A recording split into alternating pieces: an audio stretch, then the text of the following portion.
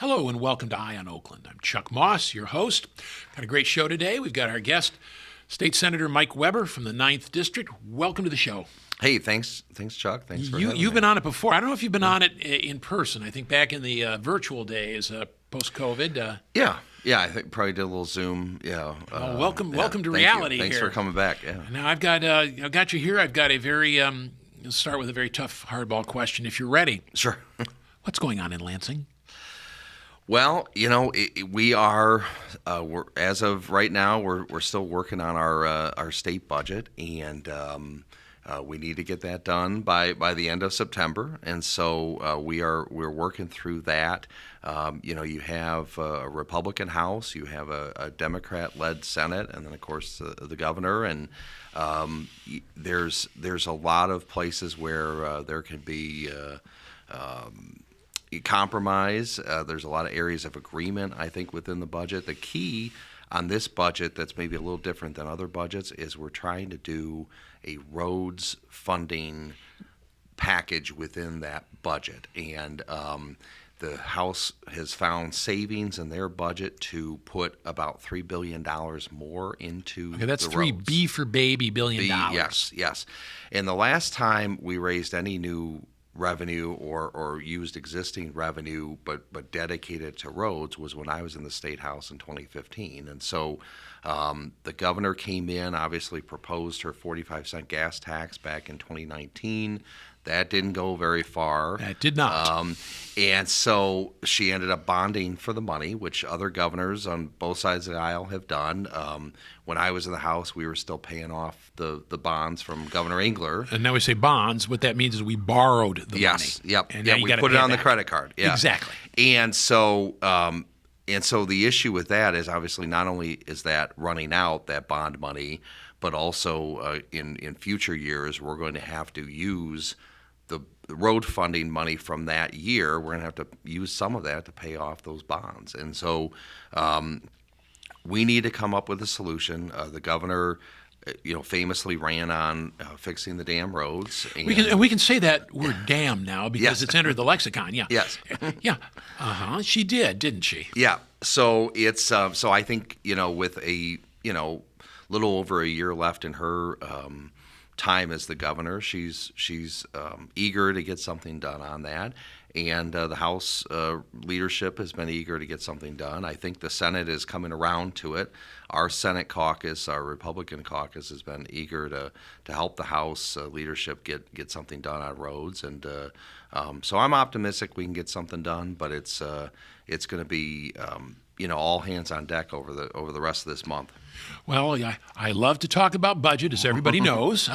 Former budget chair, yes. Yeah, I love to talk about budget, and without getting everybody's eyes glazed over. But here's the deal: when you get at an impasse, and you get down to the end of September, you get into the end of the fiscal year, and the end of the fiscal year means that everything stops. There's no more authorization to spend a penny on anything, bond payments, salaries, whatever. And that gets into shutdowns. And I lived through two of them. And Yeah. Jennifer Granholm, God bless her heart. And shutdowns, is that looming as a possibility? Well, I think the state is certainly preparing for that scenario. I think it depends on who you talk to in Lansing. I'm a glass half full kind of optimistic person, and I do think we can get something done, and we'll get something done by the end of September. But there's certainly people around that say, hey, we're heading for a shutdown, and what does that mean? I think one of them, and you can correct me on this, but one of them kind of went into like October 1st and then kind of got resolved. And the key, no one really wants to go into a shutdown, but I think the key would be if it goes into October to get it done, October 1st, October 3rd, sometime in that vicinity, because you're looking at the schools missing out on payments by October 20th, and I know that there's concern there what that means for school closures and that kind of thing. Well, the schools, the deal with the schools is they're on a different fiscal year. Yep. State fiscal year ends at September 30th. Theirs ends on June 30th. So you Yep. got this gap where they don't know, which is one reason why the budget for a few years was done by June 1st. Sure. Yeah. Yeah. You will remember Or July that. 1st. Yeah. Well, Or excuse me. even- Yeah. No, July- June 1st, Oh, done by June 1st. Memorial Day. Okay. Trust That's me. awesome. Trust me. But but the deal is that with this is that shutdown. It helps no one. Yeah. And the governor, of course, has a bully pulpit, but it's not like it was back in '07 and '09, where the governor has the only statewide megaphone. Anybody can get the word out. It's to be avoided. You also have bond payments, which, although nobody thinks about that, you miss a bond payment. Yeah. It's not just a matter of writing a little extra check. Sure. So it's not a good thing. In fact, I forget whether it was '07 or '09. It might have been '09, where the House leadership, and I believe it was Andy Dillon was Speaker, and they actually stopped the clock in the House at 10 minutes to midnight and stopped the clock. Like this is Einstein Time was relativity. frozen, yes. That's right. Outside the House chamber, it could be any time at all, but inside the House chamber, it's not the deadline yet. And they tried, and finally, I put the clock ahead, and we did it all. But it is not. It's a good thing to avoid. So is the gap like $4 billion or what? Yeah, so between what the Senate and the House, proposed, it's about $4 billion. The Senate budget, actually, when you look at the fiscal forecast that came out in May, is slightly over what we have. And so I know the House leadership has been using that as a talking point. Like the Senate budget is really not a real document at this point because they use the January fiscal numbers as opposed to the May fiscal numbers. But having said that, now both chambers have passed the budget. The governor proposed the budget, and now we're to the point where people need to get in the room, the main leaders, and talk about it, set their targets, which for folks at home, each budget, so like the Health and Human Services budget or the Department of Transportation budget, they have targets that then those subcommittee members need to meet, and within that they know what their target number is, and then they kind of negotiate over kind of some of the smaller points, finer points in that budget. But the overall, I think if a deal can get done on the roads, everything else will fall into place. And what I've also heard, even from superintendents I've talked to, but also legislators, is the school budget is getting in better and better shape. But obviously you need to do that in unison with the general budget to really get it done. Yeah, school aid is, I believe, the largest single component of the state budget, but still, it's got to be part of the entire package. Yeah. You can't just, I don't know, maybe you could pass the school aid budget out and nothing else. That would be weird, but hey, Yeah. keep the schools going. Yeah. Is the governor back in the country, or is she still overseas? So my trying to get business? understanding is that she is back or is coming back, and I know has an address coming up on economic growth within the state of Michigan, so it's both leaders have talked about that she's been accessible while she's been overseas on some of these budget discussions. But I think a lot of people feel in Lansing that the negotiations will really kind of go a little bit more smooth when she comes back and she's in the room, and kind of get people together. As opposed to '07 or '09, when the negotiations actually went better when Jennifer Granholm wasn't there. But so much for history. Yeah. Now, she's got to, her legacy was fix the damn roads. The damn roads are not fixed. We're what, into an 8-year term or 7 years into it? At some point, does her legacy be, well, I tried? Well, yeah, I mean, I think this is kind of the Hail Mary end of the second term to do it. And the key part that I want folks to understand at home is even though she bonded for the money, a lot of that was going towards, and you see it as you travel around the state, the state trunk line roads. And so our local government roads, other than the local millages that they have and getting some of the money through the Act 51 formula, they're really not getting the dollars that they need to do local road projects. Now, I'm just going to jump in because we have a listening area is Bloomfield Township, and much of Bloomfield Township are county roads. And county roads are not fixed by the state. They get money kind of dribbled down from the state, and they have been starved, I think is the right word. And so when you're driving around Bloomfield Township roads and they're in bad shape, don't blame the township leadership or the county. You got to, the road commission, blame the blame Lansing. So I know the House road plan wanted to specifically get money, didn't necessarily go through the normal formula and get it directly to the counties and the local units of government for road projects. And as I've talked to some of my communities and expressed to them that they would see upwards of sometimes 200% more than what they're currently getting from Lansing, they already have a list a mile long of projects that they would get into with those dollars. And when I'm done with my presentation, they basically say, well, how realistic is it that we're going to get some of those dollars? And I just said, well, I have not seen momentum for a road funding plan like this since 2015.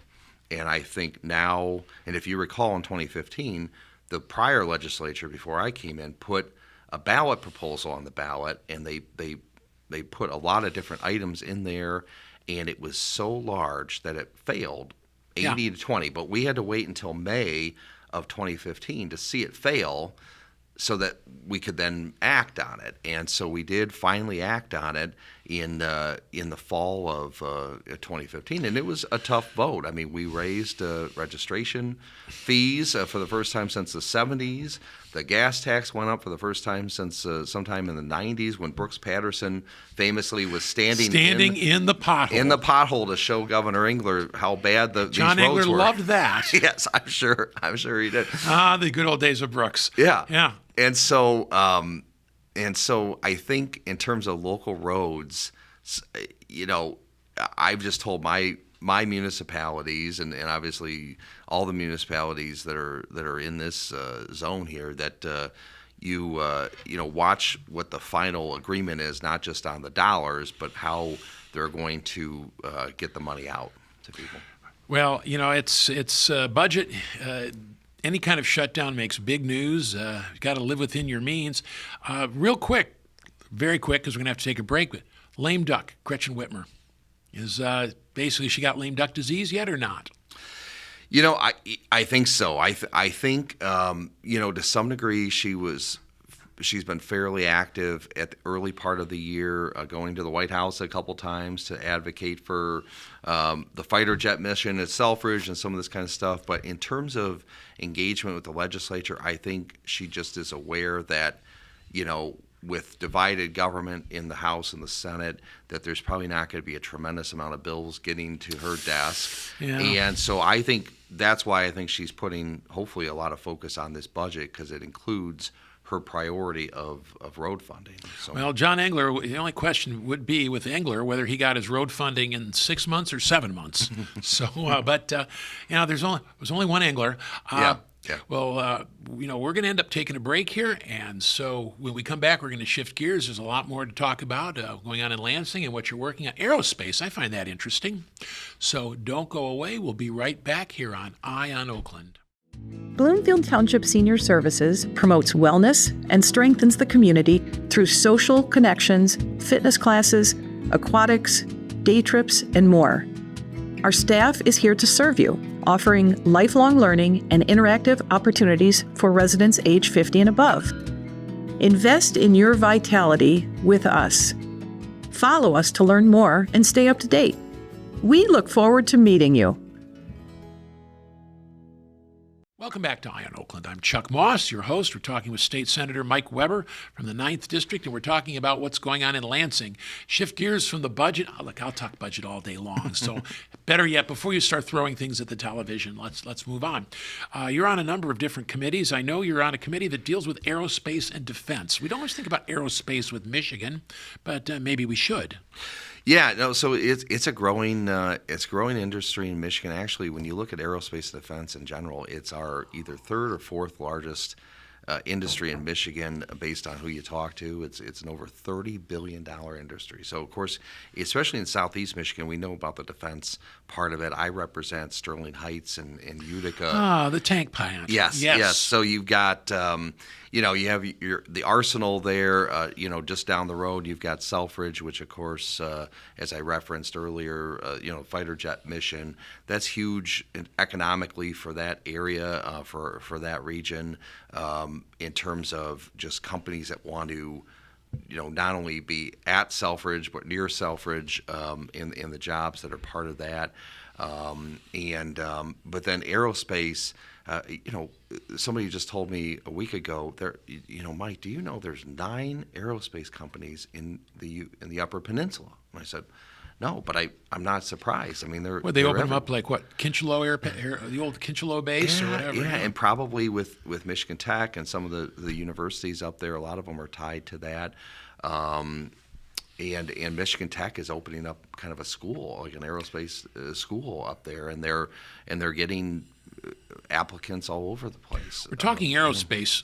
Under what do drones fall under? Because I would think with the aerospace, Ukraine war, we now know drones are, Well, and frankly, we just had, and Senator Slotkin was part of this, but we got the Secretary of the Army to come to both Detroit to see New Lab, but then also up to Camp Grayling to join us during Northern Strike and really see our capabilities. And he's very interested in drones and drone capabilities, similar to what's going on in Ukraine and some of these, seeing that this is kind of where defense is going in the future. No, it's not just going there; it's there. Yeah, it's there, and it's cheaper than a $15 million tank, kind of thing. So you can get a $75,000 drone and put a missile on it or what have you, and the Ruskies learned that. Yes, yeah, quickly. Yeah. So we have companies all over the state, but specifically I think of like the west side of the state. There's a growing population of companies doing aerospace over there. Just spoke at Aero One, the Aero One conference earlier this month, and that was in Rochester last year, and then this year it was over in Grand Rapids, and so I chair the Aerospace and Defense Caucus, and it's a bipartisan caucus. We've got about 45 members, and they let you chair it in minority? Yeah, well, Goodness. yeah, and Rep. They never let me do anything in minority. Rep. Donovan McKinney is part of it too, and it's been great. It was started from Senator McDonald and then Joe Tate before he was the Speaker of the House, and we've kind of taken over, and it's been very eye-opening. I mean, just the when I just represented the Rochester area, I mean, it's very much a Oakland University, healthcare, bedroom community, light manufacturing, but now representing Macomb County as well. I've gotten more and more involved in aerospace and defense, and that's got to be interesting. Oakland and Macomb County. I mean, you probably shouldn't respond to the statement I'm going to make, but I got asked once about from the guys in the Upper Peninsula around northern Michigan, Chuck, what's the deal with Macomb County? And I said, Macomb is the New Jersey of Michigan. So basically that. So it's a different political culture over there. How does a nice Oakland guy get into Macomb? I will say, a part of it is showing up and going to things, going to events. Obviously, I served in the legislature with some of the countywide elected officials in Macomb, like Tony Forlini, who was the clerk. Peter Lucido, who was Tony Forlini's a great guy. Tony, yeah, and Leon Drolet. I know Leon Drolet, and all? actually, yes, Leon is he's still involved in Macomb Township Yes. politics. He's Yes, on he their is. board. Yes, he is. And even though that's not in my district, I know Supervisor Viviano over there, and so follow all the work that Macomb Township's doing. But yeah, I know it is different. But I think Mark Hackle, I will say, I think is a really good leader. He is he's engaged with all the Macomb delegation, and just showing up for things. I think now I'm one of the team. So Well, that's good. I know a lot of Macomb people, but I've never been regarded as one of them. You're one of them over in Oakland. Well, good. It's got to be good to bridge that. Yeah. So now you're on committees. I know you're on health policy, regulatory affairs, and also economic and community development. And I find economic and community development obviously to be meat and drink. What's going on there? Well, this is a very interesting time with the MEDC. Obviously, The MEDC, yes. Yes. That's let me just put the Michigan Economic Development Corporation, yeah. which, depending on who you talk to, is what we use to sweeten the pot to get people to come there, or it's a giant slush fund for the governor, depending on who you talk to. Yeah.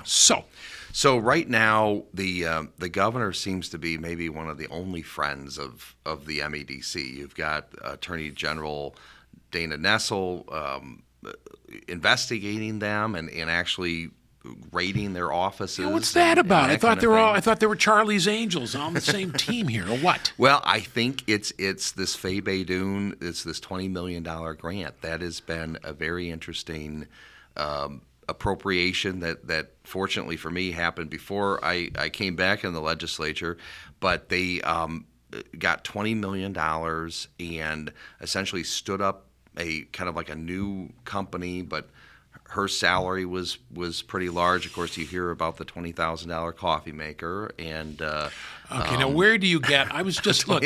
I was just at it was at Home Depot, and then my wife and I we went to Williams of Sonoma. And Sure. we needed a new. $20,000. You could buy out the whole store for that, and that's and that's at Somerset. Sure. Who paid? How can you spend $20,000 for a coffee maker? I think that's what the Attorney General is trying to figure out. So basically, I mean, you can get a Keurig at the get a Keurig at Myers. through the through the Aerospace and Defense Caucus, I've worked a lot with the Office of Defense and Aerospace Innovation, which is housed in MEDC. So obviously, I work a little more directly with MEDC than some of the other Senate Republicans. But in saying that, it's a very difficult time, interesting time for them, and I think it had to do with that. It had to do with good, bad, or different. The SOAR funding was a bipartisan effort in that 21-22 time frame. Yet, I think the way it was implemented with the Marshall plant and now most recently, getting Mundy Township ready for a potential chips plant that we now know is not going to happen. MEDC has had to answer a lot of questions in the legislature. Well, they've spent a lot of money, and they've spent a lot of money. And they don't for have much not to show. A lot of results. And so I think in the budget process, I think you're going to see that reflected. And I think they're good, bad, or different. They don't have as many friends as they once did in the legislature. Obviously, I think the governor will go to bat for them as much as she can, but it's when the Attorney General's investigating, for The Attorney General of your own party. Yes. Yeah. Yeah. But I think we had Joe Lehman on the show and the Mackinac Center. They just wanted it all. They wanted it all gone. I think there's some stuff that they're still talking about. Actually, I think some of the I think starting in the House with some of the Republican chairs over there on some bipartisan economic development stuff. I think that may still happen this session. But I think it's going to be it has to be something that's led by, I think, more of the House leadership than the Senate. Well, it's got to be more than just a slush fund for a few people to send money, because one man's pork is another man's bacon, right? Yeah. And it's for going sure. to somebody. Well, and then I look at it. one way or the other, we're going to have a new governor coming in 2027, and each governor wants to put their own, benchmark, their own footprint on economic development, how they see economic development going. You see everybody from Mayor Duggan, Jocelyn Benson, John James, et cetera, all talking about different economic development strategies, and so probably not a whole lot will happen, good over the next year and a half before a new governor comes in. Quack, quack, quack. Lame duck is upon us, or almost. Yeah. Look, been there, done that. It's no fun. So I got a question. You're now, what would you be looking to accomplish on your own agenda, on your own hook? What would you like to be pushing right about now? Well, we're doing we're doing stuff as it relates to aerospace and defense. Kind of a research and development tax credit. We're going to get that introduced in a bipartisan fashion here pretty soon. We're working on. We have a package of bills, bipartisan, dealing with trying to curtail human trafficking in the state, which is just awful, absolutely awful. That is awful. And we've got some good folks on both sides of the aisle that are trying to get some stuff done there. So I've introduced legislation recently as it relates to that. And then on the lighter side, I've been talking about this, but I have a bill with Rep. Kathy Schmaltz to rename part of Grand River up in the Lansing area Magic Johnson Way, and trying to honor Magic Johnson and his time at Michigan State. So, rename the Grand River for Magic Johnson. It's from Harrison to Hagedorn. Hagedorn. So when you get to Holmes Hall, Hubbard and Holmes Hall, it's right there. Yeah. Hey, look, I'm all for that. You pour green dye in it as it goes by. Yeah. Nah, you don't need to do that. Well, it's interesting because we talk about a lot of really important stuff in Lansing, and then I do a bill like this that's kind of a, human interest type of thing, and we've gotten more press on it than some of the other stuff. Isn't that the way it always is? I as a joke, said once, we should make the dachshund the state dog in Michigan. Everyone was calling me about it. Sure. Look, sorry, and my wiener dogs would love it. But Sure. So I know you've been doing stuff with, what's the Hawthorne facility? Very quick, because we're going to run out of time. Yeah, very quickly, I've asked for an Auditor General report on the state of our psychiatric facilities here in Michigan, Office of Recipient Rights, and I've been working on this since 2023. But long story short, an absolute mess with our state-run children's psychiatric hospital. The patients went from Hawthorne over to Walter Reuther, but the problems have continued. Before I even got back into office in December of 22, there was a false active shooter drill that as taxpayers we paid $13 million to try to rectify, but no one told the police and the people around that it was not a real active shooter drill. So you had a real active shooting situation. Yeah, so now that's police coming from everywhere responding to this, which of course was traumatizing to the patients. And these are the most vulnerable. Yeah, the most vulnerable mental, health issue patients. And so we are actively, working with the Auditor General to get that report. We're hoping in the fall, and then we're going to act on it. Well, good, because if anything, this defines probably the most vulnerable of the most vulnerable. For sure. Well, I appreciate it. Now, which term are you in? So I'm in my first term in the Senate. Any announcements to make? Definitely going to run for re-election in 2026. Well, you've heard it here first. All right, that's good. Well, we're going to have to leave it at that. We're talking to Mike Weber, who is state senator from the 9th District. Appreciate you coming on the show and telling us what's going on up at Lansing. Hopefully we don't have a shutdown. Thank you. Thanks. All right. I'm Chuck Moss, and thank you for joining us here on Eye on Oakland.